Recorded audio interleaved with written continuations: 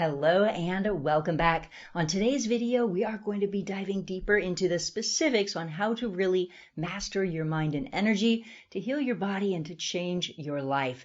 And when we dive into the awareness of healing and the power of the mind and energy, it's truly incredible, and yet we really need to focus on specifics. And the distinction that I want to share with you today is this. Is all of the time I'll see people who are working on healing themselves and they're stuck in two specific places.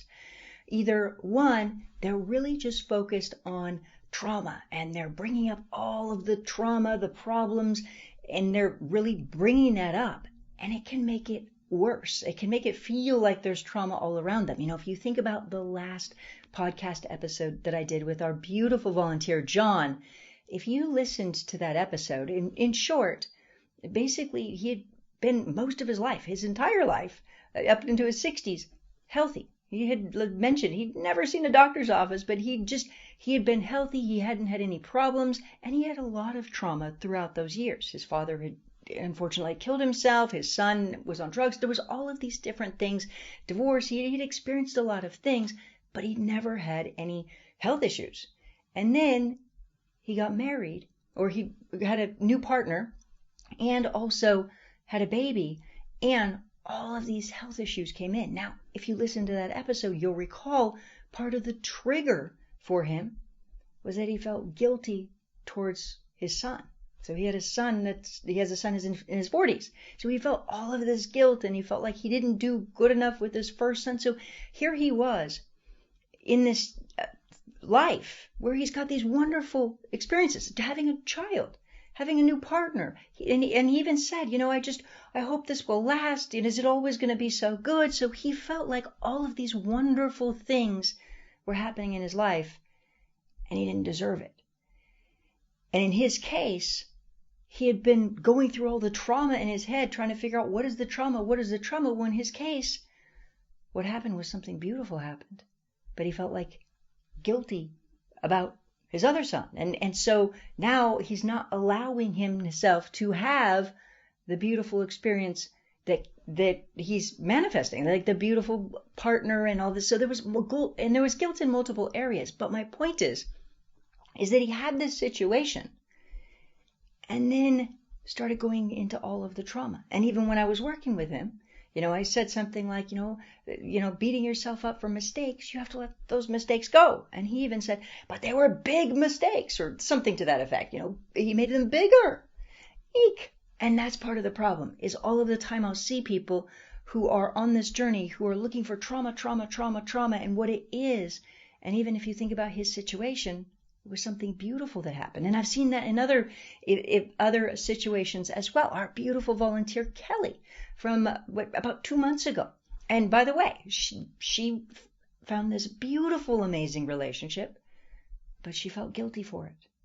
And she felt like she was not following her religion to be in this relationship.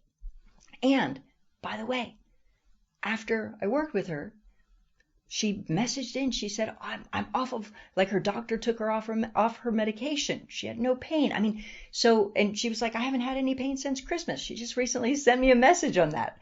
And so her pain is gone. Her doctor took her off a medication. And so point being is that the most incredible things happen and can change, but it's not all about going into trauma. And yet we definitely need to resolve specific emotions or patterns. That is key. And that's my point there, is that all of the time I'll see people who, if they have an illness or they're working with their mind, even if they're working on their mind to manifest a better life, they dive into all of the trauma and they end up feeling like there's trauma all around them when the mind is specific. And that's what we need to know, is the mind is very specific. Just like, as a simple example, you hear me use all the time, if somebody's embarrassed, their face can turn red. Or even panic attack, racing heart, shortness of breath. So we can see that specific emotions affect the body differently. A sexual thought creates a sexual physical response, right? And different from men or women, but notice different emotions affect the body differently. Or somebody can be scared to death, or they're so scared, their heart stops. And so you can see different emotions affect the body differently. And so another thing we see when talking about specifics, even if we think about a placebo for a moment, a placebo, a fake treatment, if somebody takes a placebo and they're told that it can help their IBS, their irritable bowel syndrome, it can. Now, it doesn't typically create healing, but it can help with the symptoms. Or a person might take the same placebo and they're told it's going to help with Parkinson's. And it can. And again, it doesn't typically result in healing, but it can help with symptoms. And so my point is that it's very specific. There's specific ways that the mind affects the physical body. So the same pill, so there's a communication between our minds and our physical body, and it is very specific, right? If somebody's told that the placebo is going to have negative side effects, it can, because there's a specific communication between the mind and the body.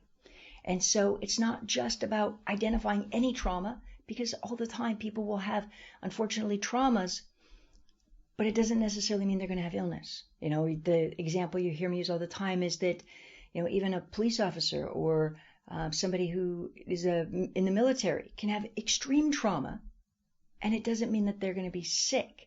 And so we really have to be specific when working with the mind, that there are keys. There are key factors. And so just being very, very specific is key. Now, I mentioned there was two places that people typically get stuck. And one is that they do exactly that. They go into all of the trauma without being specific, and they can make it worse because now it feels like trauma is everywhere and they feel worse instead of better. And so that's where they even start to identify as trauma, or they feel stuck in the muck, if you will, like they got to clean 50,000 things to be able to heal. And that's not the case. Thank God. So there's that. So you want to be careful not to get stuck in all of it, but to be specific. Now, the other thing that happens is the other place I'll see people get stuck. The second one is this, is people will get into a place where they're only focused on health with their mind. They're only focused on, okay, well, let me picture myself healthy. Let me just meditate. Let me picture myself healthy, healthy, healthy, and happy, and healthy, and happy. And while healthy and happy is great, typically there's also patterns to release. And typically there's specific emotions, like, you know, feeling guilt or feeling bad. There's emotions in life as well. And so it does take a real change. But sometimes people will just go, okay, well, let me just meditate. Let me just see myself. Let me picture myself healed. So my point is, we do need to make an emotional change, but not inundate ourselves with it. So it's like a lot of people are on one side of the spectrum or the other, where they'll inundate themselves with all of these traumas when it doesn't necessarily have to be a trauma. Or on the other case, they won't focus on really cleaning up emotions. Instead, they're just working on seeing themselves healthy, and they're overlooking emotions. But we need both. We need to be really specific with what it is and make sure not to be frustrated in it, but just to be willing to change. And so the insight that I want to invite you to look at in your life is this. The insight is I want to invite you to notice what you are really feeling emotionally and change that. And it doesn't have to be some major trauma. You know, as we talked about with the last episode with John, it was the fact that he had a baby and a partner, but then he felt all this guilt towards it. So it wasn't the trauma. The trauma, in fact, didn't result in illness.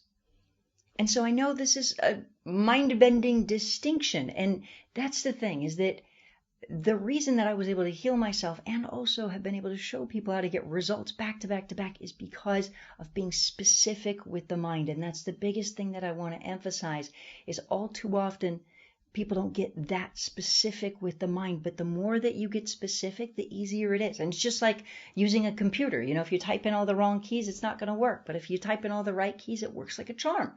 And so ultimately, that's the way you want to think about it, is really dialing in the specifics. How are you really feeling? Which specific emotions are impacting you? And getting clear on that, and then transforming those without needing to go into every single trauma. So that's the key, and that's the key insight. So I want to invite you to think about that, but making sure, because as soon as I say, you know, how are you really feeling? Sometimes what will happen is people will want to dive into all the negative, but remember, you've got to simultaneously stay in the positive and really amplify that. So it is about making sure to bring in more and more and more positive emotions, while also being willing to look at the negative emotions and genuinely change them. So key distinction, maybe subtle, but crucial. And so that's today's insight, is to just check in and really look at that. And by the way, I know for some people this is going to sound impossible, and I get it. And if you need help, I do have a video course that walks you through exactly that. It helps you identify the specific emotions. It helps you understand what's going on in your subconscious mind. It helps you bring in the positive. It helps you really create that change and new positive emotional patterns and new neural pathways and all of that. So there is that support there, of course. And that's today's insight, though, is exactly that, is to get real results. Really, really, you want to dial in the specifics. It's pivotal.